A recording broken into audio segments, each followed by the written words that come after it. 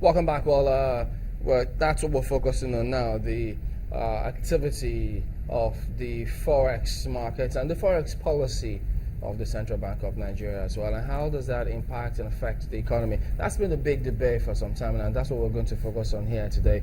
And to do that with us, we've got Aminu Gwadabe, who you'll see shortly. He's the President, Association of Bureau de Change Operators of Nigeria. So he's here because there are some commentary making the rounds about their group. He joins us now. Thank you for coming on this morning, by the way.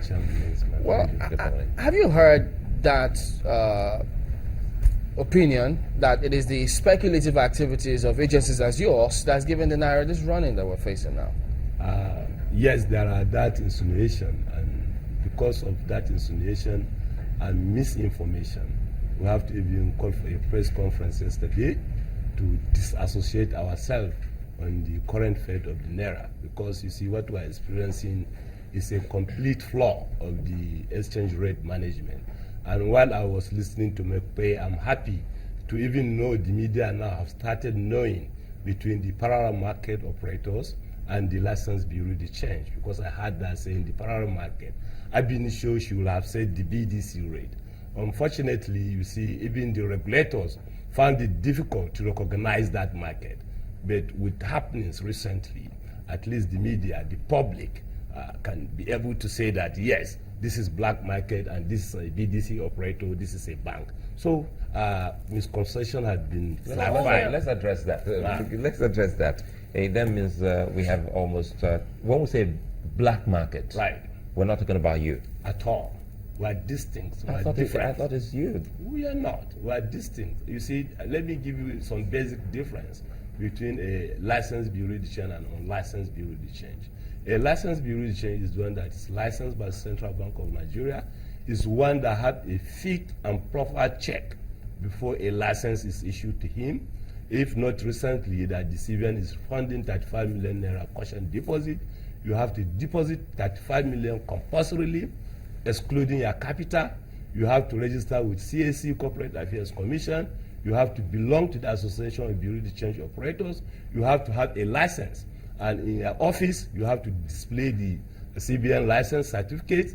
You have to display a CAC certificate. You have to display your APCO membership certificate. And if you walk into my office, I must issue a receipt for every transaction that you have conducted in my office. So you see, we are distinct. We are not the same. Yeah, but Mr. Gwadabe, that those who say that those in the black markets work with you, they come in, get those forex from you, get their receipt, and then go trade. You see, the problem there, before the official licenses of bureau de change in the country in 1986, 89, this traditional bureau de change or the unlicensed bureau de change, they are as old as Nigeria. The activities has been there, and the regimes, the previous foreign exchange regimes, really encouraged their activities. From 1986, when you start having the Dutch auction system, popularly known as the second foreign tier exchange market, you progress to IFM, interbank foreign exchange market, AFM, autonomous foreign exchange market, wholesale Dutch auction system, retail Dutch auction system. All these regimes have really helped. Were all known that time where we talk of import licenses. You see, so these are some of the regimes that help those markets to strive, even before you officially open the BDCs now that are registered. So they are in the market, they are in the activity, but we are different with them. But they work with you. They didn't work with us, they are not our staff. You see, it's even easier to become a licensed bureau de change. You are on your own, you are an individual, you don't have office, you don't have staff. So they are know it was really in that transactions. They are on their institutions of themselves. This is what I want you to. In fact, they are more than the registered number of bureau de change in the country. So what is the incentive? Because if those ones can function and they are functioning unhindered, what is the incentive for me to go and drop 35 million naira with CBN and with the outside market operating capital? What is that for you? The incentive before is that, you see, there are windows. In every business, you must have opportunities. For instance, in 1986, or 89, when they started licensing the Bureau de Change, yes, working customers can come to you. You can buy from oil companies. You can buy from export proceeds.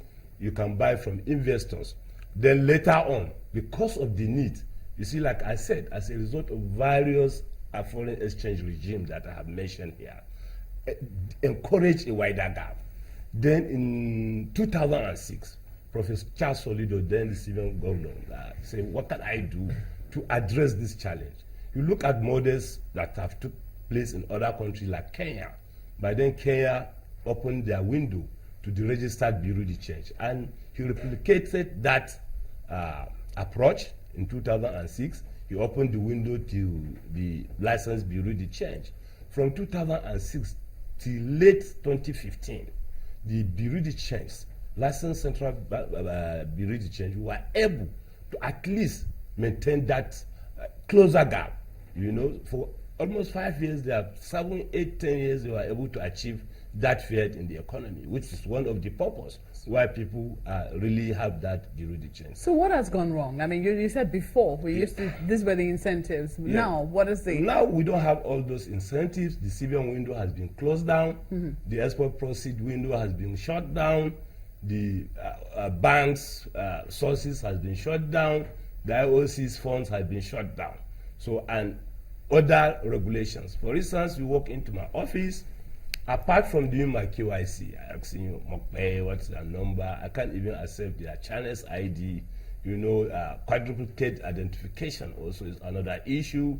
You have to either get a driver's license, international passport, voter's ID, and what have you. Then I should also ask you, what is the source? For instance, if the amount is more than $10,000, I have to ask you, what is the source? I don't know whether you go kidnap one chief in Delta, or is it proceed of Dasuki Gate? So you have to let me know if they tell the you, source. if they tell you it's a process of Dasuki Gate, you I don't write do and I business. have to report it. To who? To the CBN in my returns. You see, one of the... But you will still do business. Definitely. My own is to report. Obligation is for me to report. We have report that we make daily to the Central Bank of Nigeria. We have report that we make monthly. We have report that we make biannually. We have report that we make annually. And we have reports that we make to NFIU. There are cash transactions reports and suspicious transaction reports. So I have to report that Chamberlain have told me he had proceed of the Suki Gate, $10,000, and I bought it at 200. So in all of this, Yeah. what is happening to the Naira? Definitely, what is happening to the Naira, as far as I'm concerned, is normal. Is, you see, there are two types of pricing. You have the realistic price and you have the perceived price. What we are witnessing with the Naira is a perceived price. You see, people believe that the Naira cannot have value any longer. It's battered, which is very, very unfortunate. So companies that need demands only for, say, a month, 2 months, they want to buy for a year or two. That creates speculation.